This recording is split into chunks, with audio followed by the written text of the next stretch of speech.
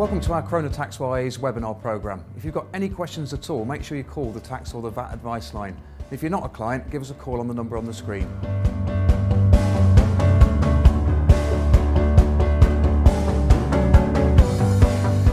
Hello, my name is Pat Now and I'm here today on behalf of Croner Taxwise.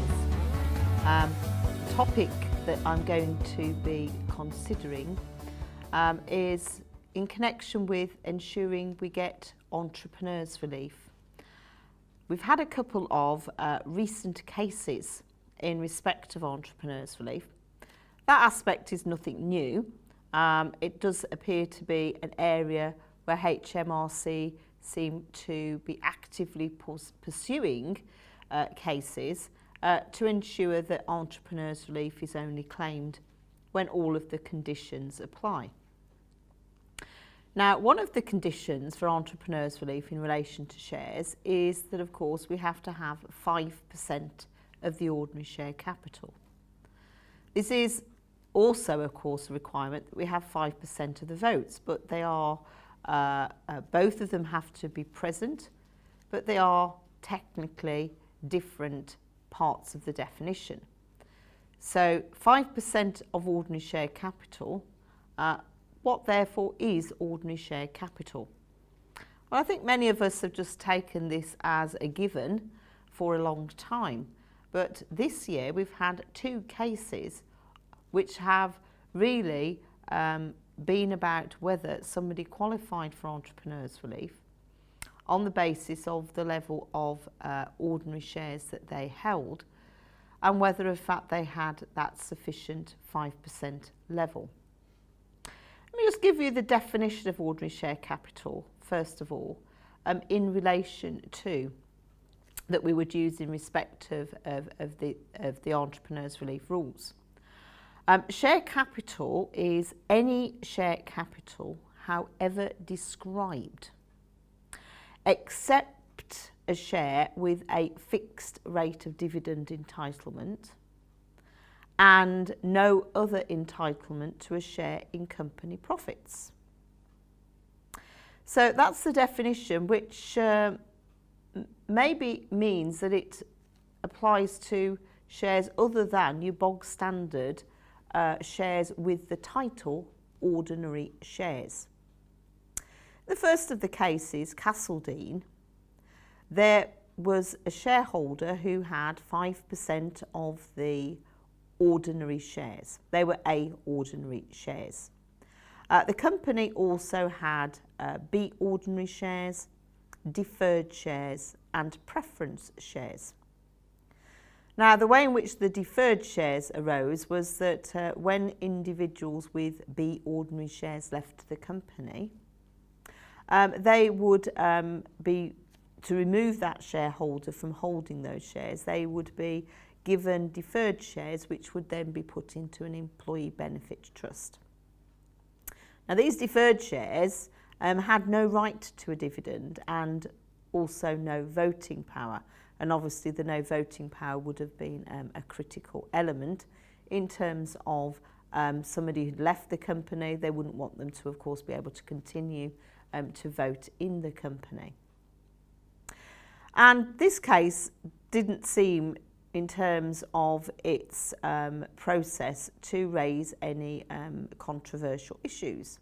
Looking at the definition of ordinary share capital and knowing that the deferred shares had no right to a dividend, therefore that is, they do not have a share to a fixed rate dividend, would seem to mean that they are included as ordinary share capital. The problem is that as a result of including the deferred shares as ordinary share capital, Mr. Castledine actually ended up only having 4.99% of the ordinary shares rather than 5%. And therefore entrepreneurs relief was denied to him. Now, that was obviously, it seemed to be quite, I suppose, unfair in some ways to him, but applying the letter of the law seemed to be the right decision in accordance with the law. And then much later, towards the end of 2016, as we are now, we've had a more recent case which has really got people talking about this issue again, the McQuillan case. Now, let me just give you some facts of the McQuillan case, first of all. There was 100 £1 ordinary shares in issue. Couple number one, that would have been Mr and Mrs McQuillan, owned 66%, so 33 each. There was another couple who owned the other 34% of the shares, 17 each. And the second couple also loaned the company £30,000. So the company started back in 2004, and then about 2006 they had an opportunity to obtain a government grant. And part of the condition of obtaining that grant was that the loan had to be converted into equity. The concern of the authority paying the grant was that the loan might be used, the grants might be used to repay the loan, rather than for the purpose for which they were making that grant. And so the £30,000 loan became 30,000 redeemable preference shares, with to be redeemed at par, with no votes attached to them, and no specific entitlement to a dividend. Shortly before the company was sold, the shares were redeemed. Company was sold. Couple number one claimed its entrepreneurs relief, and the revenue said, well, no, because you don't own 5% of the ordinary share capital. Your 33% in the ordinary shares as a percentage of the ordinary share capital overall is only 0.001%. And so again, this business about what it says in the law was looked at, and but on this occasion, the tribunal found for the taxpayers. Their rationale seems a little bit surprising.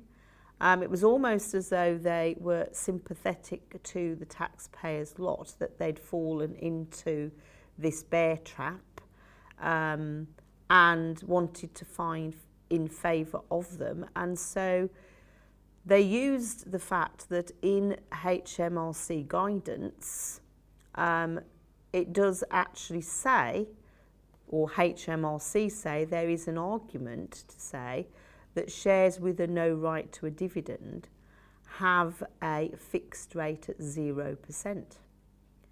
So the question really is, does the phrase no right to a dividend, could that be equal to a zero rate dividend? Well, to me, they seem to be saying something quite different. But that is the basis upon which that decision was made. I think there is certainly a lot of thought out there that this case decision is not a strong one in law.